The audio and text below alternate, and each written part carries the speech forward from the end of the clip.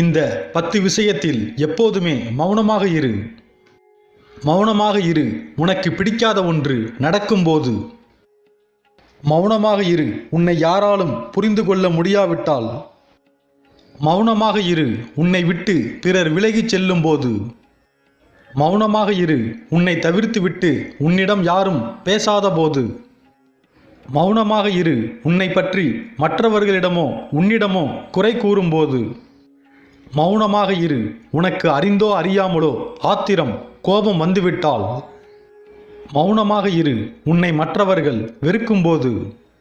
மௌனமாக இரு உனக்கு பிரச்சனைகள் வரும்போது. மௌனமாக இரு உனது பேச்சை யாரும் கேட்காத போது. மௌனமாக இரு உன்னை பற்றி ஒருவர் மற்றவரிடம் தவறாக விமர்சனம் செய்யும் போது. பிரச்சனைகளை தவிர்க்க மௌனம் ஒன்றே சிறந்தது.